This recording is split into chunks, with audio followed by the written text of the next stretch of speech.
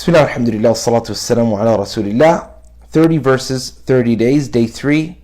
Today I want to talk to you about verse number 260 from Surah Al-Baqarah. Allah subhanahu wa ta'ala tells us in this particular verse, He says, وَإِذْ قَالَ إِبْرَاهِيمُ رَبِّ أَرِنِي كَيْفَ تُحْيِي الْمَوْتَى. Remember when Ibrahim alayhi salam had said, O my Lord, show me how you bring the dead back to life. قَالَ أَوَلَمْ تُؤْمِنْ قَالَ بَلَى وَلَكِنْ لِيَطْمَئِنَّ قَلْبِي.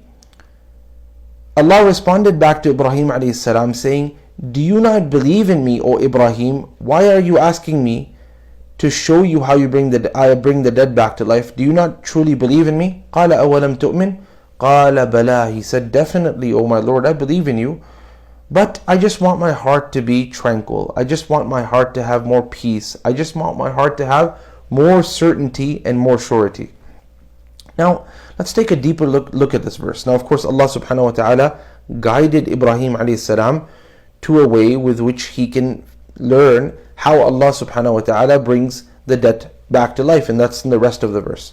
I'm not going to talk about that today. What I want to talk to you about is just these words and the train of thought that Ibrahim alayhi salam has over here, and how that can affect the way we deal with others within our lives as well. Ibrahim is asking Allah subhanahu wa ta'ala, the Lord of the universe, the one who created you, the one who created me, the one who will bring all of us back to life on the day of judgment, and the one who will take all of our lives as well within this world as well. He's asking Him to verify His identity in one way or another. How is that? Well, among the signs that a Lord is truly a Lord is that He's all capable, and among those capabilities is that He's able to bring a dead back to life. So he's saying to Allah, O Lord, show me how you bring the dead back to life, i.e. give me a proof for your Lordship, O Allah subhanahu wa ta'ala. For this reason, Allah responds back to Ibrahim and He says, قَالَ أَوَلَمْ تُؤْمِنْ. Do you not believe in me, O Ibrahim? Ibrahim says, actually I believe in you, O Allah, but I want my heart to have more surety, more certainty. I want to be even more certain of the fact that you're my Lord, more certain than I already am. So from this, what can we take? That when we deal with other people, if they ask us to verify one of our claims, this doesn't mean they're belying us. This simply means they wish to be even more sure. Ibrahim wasn't denying Allah. Ibrahim wasn't belying Allah. The way we know he wasn't doing that is because in the very question that he proposed to Allah subhanahu wa ta'ala, in that very question he starts by saying, Rabbi, O my Lord. So he's establishing lordship for Allah. Then he's saying, but you know what? Because I'm a human being and I have weakness and I wish to become even stronger in my faith, O Allah, I want to see a sign. أَرِنِي كَيْفَ تُحْيِي الْمَوْتَى. So when someone comes to you and asks you to verify your identity, they have the right to do that. When someone comes to you and asks you, or me as well, to verify a claim that we've made, they have a right to do that. When someone comes to us and asks us to verify something we've said about ourselves, what do we work as? Do we have this job or that job? Do we make this much money or that much money? Do we have this degree or that degree? Do we weigh this much or whatever? If they need that information and that is something that is important to them, well, they do have a right to verification, because Ibrahim alayhi salam, he didn't hold back from asking Allah subhanahu wa ta'ala. Now again, this doesn't mean he didn't believe in Allah.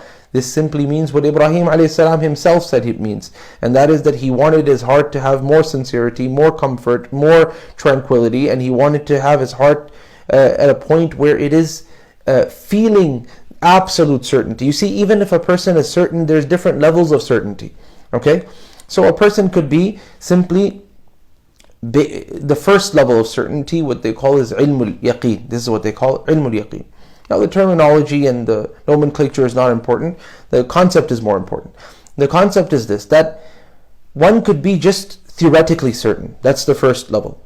The second level is that a person could actually be certain in that they see the object that they're so certain about. The third level is that they actually experience that particular experience that they used to be certain about, either theoretically or by observation. So let me give you an example. You've heard of a lake within that city, okay? So for example, you've heard of a lake called Lake Ontario.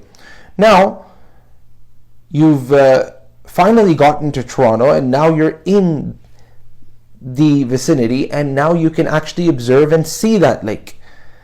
But even now, you're not as sure about this lake as the person who ends up going into its water and starts swimming, and he's now submerged within Lake Ontario. So now there's a different level of certainty between the person who simply heard that there's a lake called Lake Ontario, and a person who saw a lake called Lake Ontario, and a person who actually went inside and felt it, and he's now absolutely certain. That doesn't mean the first person was belying that there is a lake that exists called Lake Ontario. That just means that the person was not as sure as the one who's swimming inside of it, of course. So when Ibrahim is asking, he's asking for a greater level of certainty. When people ask you to verify, that doesn't mean they're belying you. That simply means they want to be even more sure than they used to be sure. Okay, so take the verification or the request for verification from other people in a positive way. Don't consider it an attempt to belie you, just consider it an attempt to be even more sure than they already are sure. Take everything people say in a positive way. وصلى الله على سيدنا محمد وعلى آله وصحبه أجمعين.